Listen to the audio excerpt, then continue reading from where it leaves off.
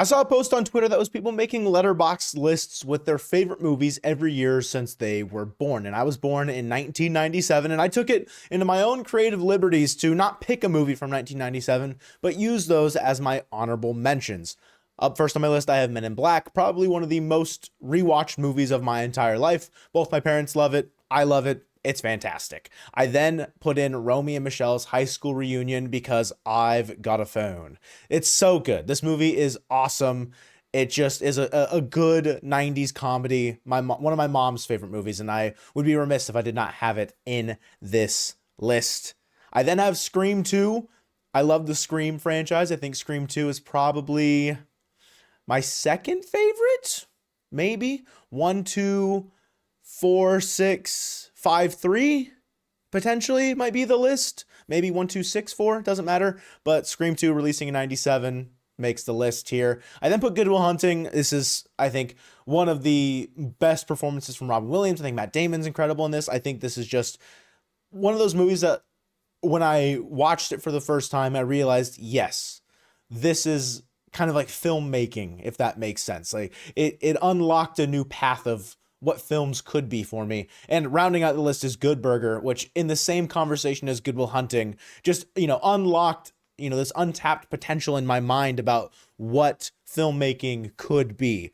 I'm largely kidding. Kenan and Kel was one of my favorite shows on Nickelodeon growing up, and Good Burger, home of the Good Burger, Can I Take Your Order? It's phenomenal. Now, it's not going to be a one-by-one reveal, just the way that the layout goes, but in 1998, I have my favorite movie of all time, The Truman Show. Absolutely blessed that this is something that I can put on this list, because that movie has been my favorite movie, I think, since the first time I watched it when I was probably 13. Like, nothing has challenged the throne of The Truman Show yet, and I'm sure there will be, but nothing that's coming out soon or, anytime soon feels like it's going to challenge the throne. And another one in my Letterboxd top 4 is The Iron Giant in 1999. A recent addition to my Letterboxd top 4, but a movie that I realized after changing the 3 and 4 spots, I was like, yeah, this is the animated movie that I want in there. I feel like there's a spot for an animated movie pretty consistently in a lot of people's Letterboxd top 4, and I am one that chooses to utilize that spot. In 2000, I do have Oh Brother, Where Art Thou? There's certain years where I think there's less options for me specifically. There's probably a handful of movies in 2000 you're thinking like, why is this not here? Maybe this list changes after I've seen that movie. In 2001, I have Spirited Away. Not my favorite Studio Ghibli movie. That belongs to My Neighbor Totoro, but Spirited Away is an incredible story. It's an incredible time. It's a fun watch. I think it's gotten better with age for me personally, and I still love it to this day. And there's a bit of nostalgia goggles on, I admit. I understand, but they're my favorites. Not the best, they're my favorites. But Scooby-Doo 2002 is the best movie in 2002. When you have lines like, "What up, dog?" and dog, you don't get much better than that. Because what I'm doing right now is keeping it real. Like, it's so good. Everything coalesced into the exact right thing, I think, for 2002 Scooby-Doo. The gun doesn't jam, folks. A movie that my DVR has seen me rewatch probably hundreds of times is School of Rock. I love this movie. Coming home after school every single day, probably from 6th grade until junior year of high school, I would put on School of Rock at least 2 or 3 times a week because it's just so consistently funny, and it felt good watching it. I don't know why. I don't know what about this movie is a feel-good movie for me, but it stuck with me, and it still does to this day. In 2004, I have Mean Girls. I think this movie stands the test of time and will continue to stand the test of time. I don't know how this movie ever becomes irrelevant with the demographic of teenagers, essentially. This movie is unapologetically relatable to this day. In 2005, I have Star Wars Revenge of the Sith, Episode 3, a movie that I regrettably did not go see in theaters for the 20th anniversary. I really wanted to, but I missed it by a day because I thought it would be in theaters for a little bit longer. I think as time has gone on, this is probably my 3rd favorite Star Wars movie. It could be 2nd of the, original 9 episodes. And I'm not the biggest Star Wars nerd by any means. Like, I don't think I love the franchise as much as I used to, but Revenge of the Sith, A+, A1. In '06, I have Little Miss Sunshine, the first movie my mom and I rented from Netflix when they delivered DVDs via the mail. Like, before there was ever streaming service Netflix, you got DVDs in the mail, and Little Miss Sunshine was the first one that we got. An interesting movie for me to watch when I was probably a little too young to watch it, admittedly, but this movie is awesome. It started my love for Paul Dano as an actor, Steve Carell in this role as, you know, I'm used to seeing him in Bruce Almighty and Anchorman and all the funny movies, you know, all that stuff. But then seeing him in this where, yeah, it's still comedy at points, but there's a lot more going on here. And Little Miss Sunshine is my favorite movie of 2006. I have Zodiac in 2007, David Fincher. I cannot get enough of this movie. Every time I've rewatched it, I am just in awe at the technical achievement and craft that goes into this, from performances from Mark Ruffalo, Jake Gyllenhaal, Robert Downey Jr., what's his name? The guy that plays Arthur Lee Allen. He's in Fargo. I can't remember his name right now. Oh, I'm so mad that I can't remember his name right now. But this movie just it's awesome. It's a ton of fun. It's a little long, but I am on the edge of my seat watching it every single second. And 2007 is such a good film year that I had to put two movies on here from 2007. Okay. I had to. There's no list of my favorite movies that is not going to include Superbad. I'm sorry. Maybe the coming of age comedy film of my lifetime. And in '07, it came out the same year as Zodiac, but Transformers also came out in '07. There Will Be Blood, No Country for Old Men. I Am Legend. There are so many movies that I would consider movies that I love that came out in '07. And listen, at this point, you know, if you scratch my back, I'll scratch yours for allowing me to have Superbad on my list. 2008, I have The Dark Knight. I think it's a fantastic superhero movie, Batman movie. It's a Nolan film. It's good. It rips. It's still, like, I rewatched all three of them, I think last year or the year before. And these movies, I think, are so enjoyable from start to finish. Batman Begins, The Dark Knight, and The Dark Knight Rises, I think, are all great. The Dark Knight, though, is the best of the three, and it's Heath Ledger as the Joker is cinema, legitimately absolute cinema. '09, I originally had Zombieland, but then revisiting, I was like, I think I like Star Trek more. Chris Pine as Captain James T. Kirk, I just think it works so well. Everything about the Star Trek movies from this era, as someone who's not a huge Star Trek nerd, but my dad loves the Star Trek franchise, he was so invested in these movies that it made me want to be invested in them as well. And I think I have to put it on there just simply because of the connection I have with my dad in these movies. 2010, I have The Social Network, another Fincher, a classic. A lot of these movies are on have been on the rewatchables, and you know, there's clips of Bill Simmons and Sean Fennessy and Chris Ryan talking about these movies that I'm gonna sound like I'm regurgitating information, but this might be the movie of the 2010s for me. I love this movie. I can't get enough of it. It's similar to Zodiac, which shockingly enough, same director. Every time I watch it, I am enthralled. I am captivated by what is happening on screen. 2011, I have Moneyball. I know that there's people that have gripes about this movie, about the historical inaccuracies, I guess, of omitting Miguel Tejada and Barry Zito.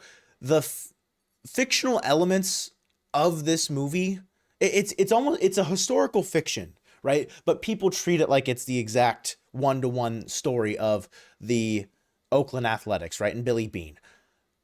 I know the history. I don't care. This movie is perfect. It's awesome. It is so good. This is Brad Pitt's absolute best performance. Jonah Hill is awesome in this. Philip Seymour Hoffman as the manager. Like, there are so many good things about this movie that, for all the gripes people have about it online, about how Miguel Tejada, like the things that they choose to omit to make the story feel more of an underdog situation, it works. And that's what makes it such a good movie, is that it's a historical fiction film. You know what I mean? I digress. In 2012, I have Pitch Perfect. I think this movie is perfect. A similar tone to School of Rock. I rewatched this movie a lot on my DVR. Recorded it rewatched it a ton. Anna Kendrick is just awesome in this. Rebel Wilson's really great. Brittany Snow is great in this. Adam Devine in this is also just hilarious.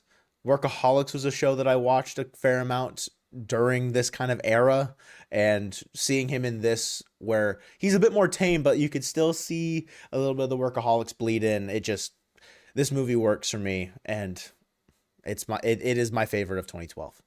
2013 is Prisoners, a movie that I only watched probably within the last handful of years. And I don't think I looked much further than 2013, like into the year. I saw Prisoners released in 2013 when I was going through, and like I had my ideas about what movies would be what year going into making this list. I knew Prisoners would be 2013, and similarly, I knew Interstellar would be 2014. Both of these movies, from start to finish, are perfection for me. Prisoners is such a good crime, thriller, drama, almost a horror film in certain capacities, and there's so many good performances in this.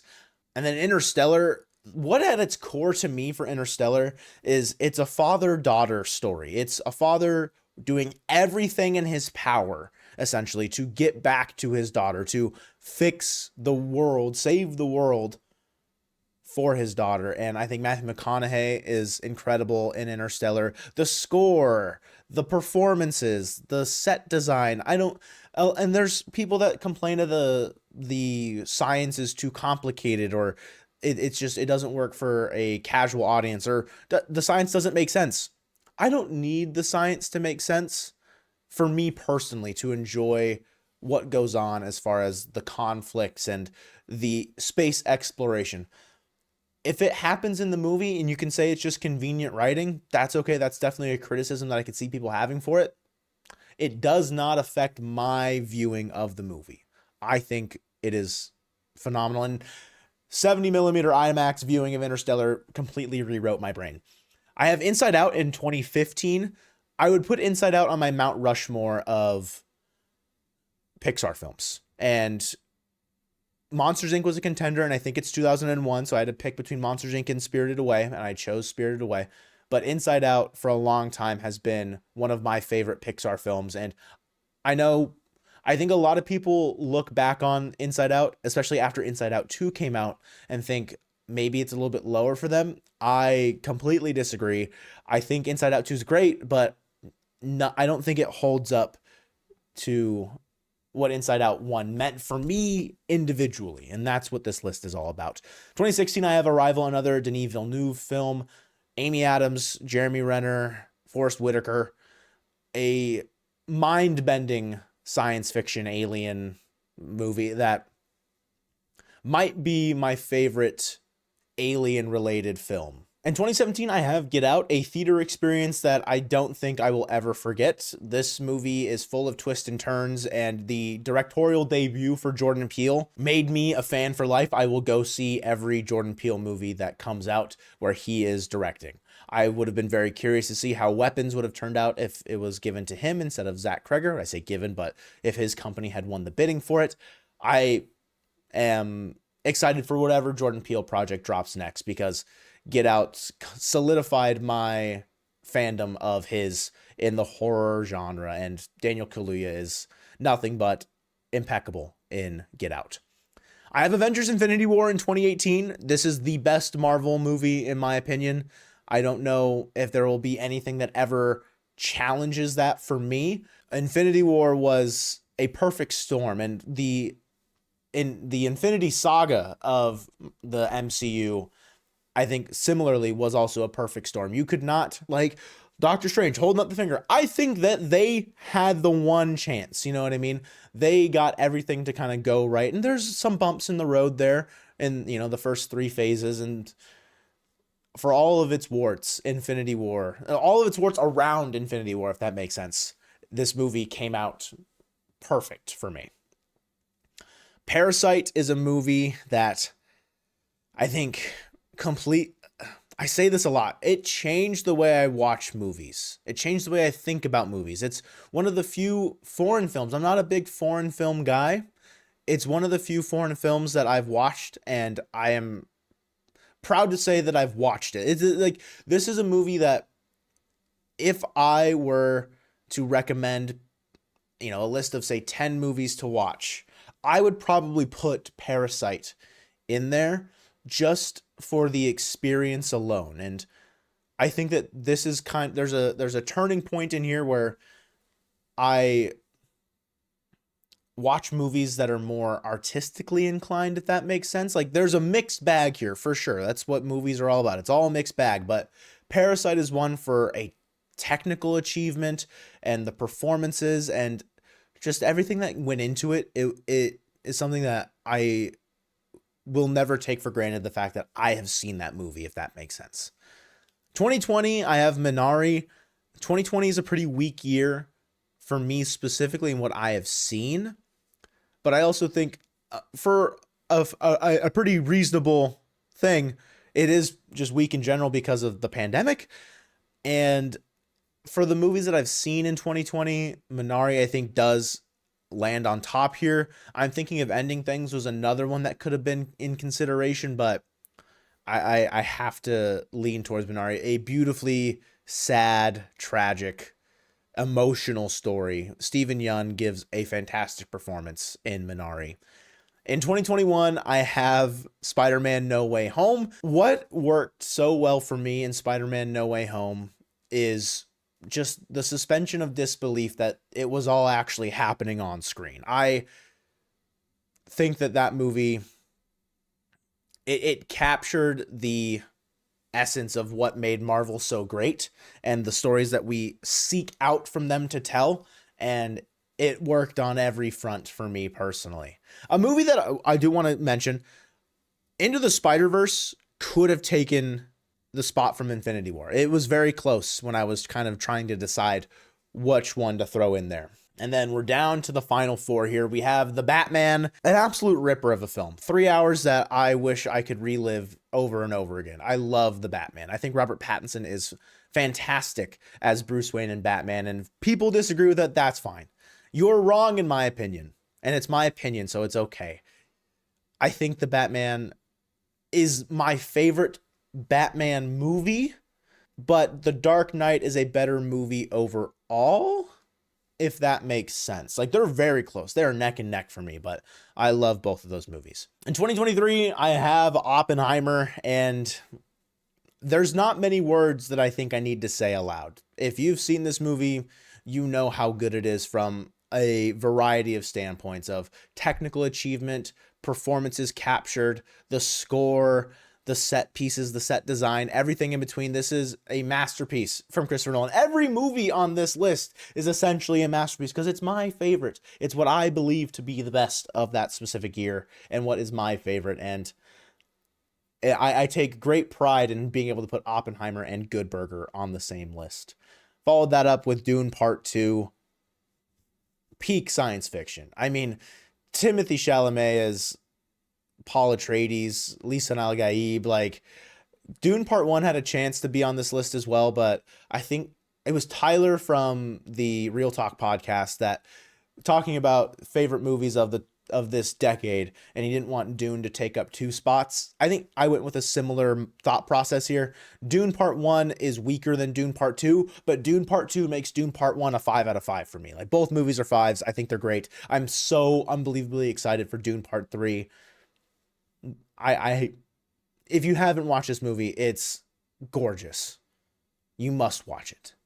And then last year, my favorite movie of 2025 was Rental Family. Brendan Fraser gives feels like such a humble and grounded and down to earth performance that made me cry several times. And tears are not the measure of quality by any means. Movies that have made me cry that are not great, but Brendan Fraser in Rental Family, I don't know how I understand how he's not nominated, but I wish he was, because this movie deserves its praise. I think it's wonderful.